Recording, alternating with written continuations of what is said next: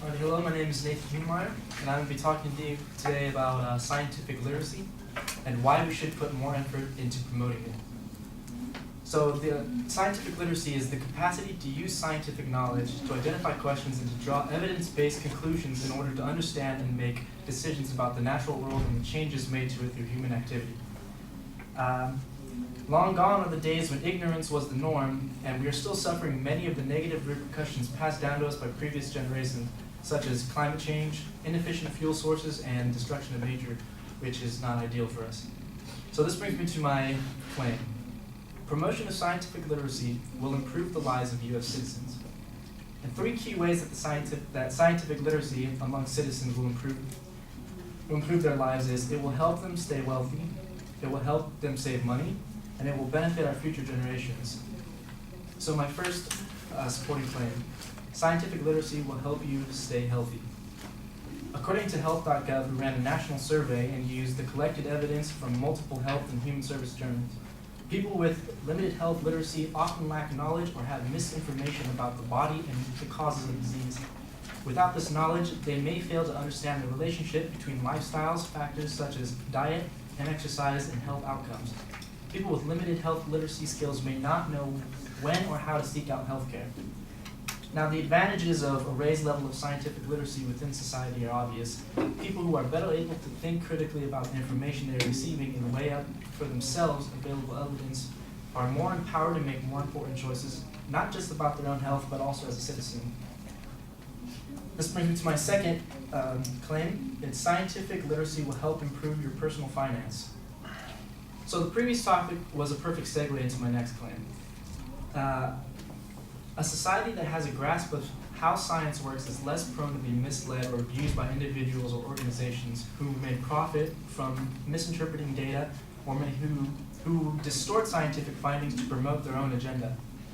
One of the main causes of our most recent recession was due to a lack of scientific literacy and capability to make a smart financial decision.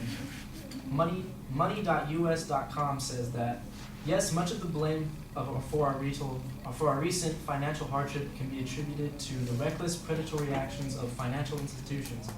But if we as a consumer do not recognize our own culpability, we'll be doomed to repeat our own mistakes and bequeath our bad habits to future generations.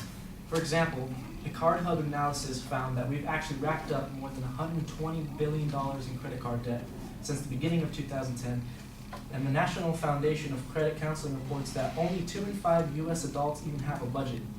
So we obviously have not learned our lesson. My claim number 3 is that the promotion of scientific literacy will improve society for future generations. So just as teaching our kids to stay healthy or how to save money will provide benefits for our future generations, so will encouraging them to take up a higher interest in science and the pursuit of knowledge. With this future generations being enriched with the knowledge to make educated decisions on important issues such as the environment and the economy, an American Association for the Advance of Science report says that with the increased promotion of scientific literacy, our future is projected to have a more sustainable society, which is ideal for us.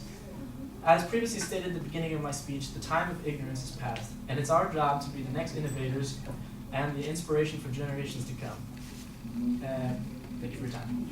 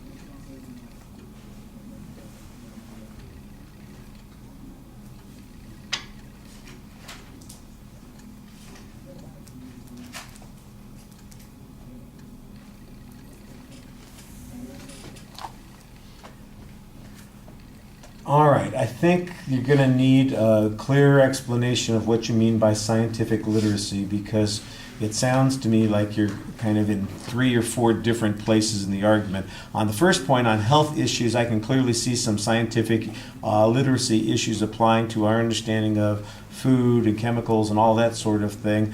On the second point, when it comes to personal finance, I'm not exactly sure how that fits into the science, unless we're defining math as a science, which I'm okay with, in which case then maybe there is some application. The notion that people would make informed decisions if they have scientific literacy. First of all, there's a presupposition that we aren't very scientifically literate now, and that our decision making is based on either ignorance or a lack of critical thinking. And my guess is there'll be a lot of causality arguments from the respondent that suggest that people are motivated by a variety of issues, personal prejudices, instincts. The world's full of people who know that the food that they eat is bad for them, but they eat it anyway. So the question then becomes, how is knowing something that we already know going to change our behavior? I think you need to have some information that demonstrates that there is this kind of follow through when people have access to information, or, for instance, that they know how to use that information.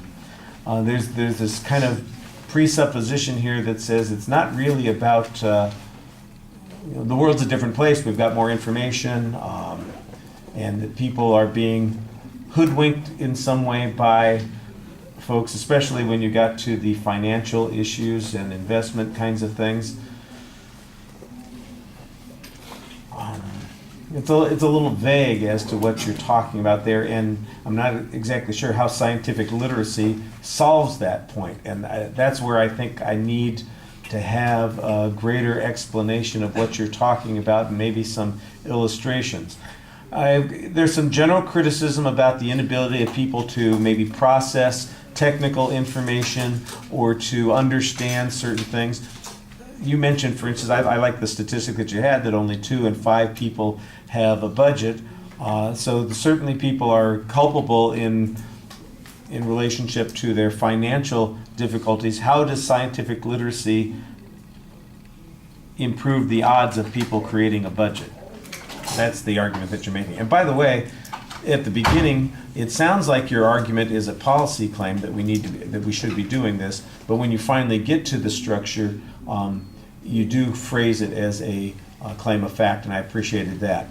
Strong points, the proposition, like I said, it was identified finally, and then it was clearly a claim of fact. A good layout of the secondary structures, internal signposting is easy to follow. The evidence that you did cite, I thought you did a good job citing sources on most of that information, and the testimony is interesting. Some of the statistical information is pretty solid. Like I said, I still think there's an inference there that you're making that needs a little bit more follow-up on it. All right, thank you.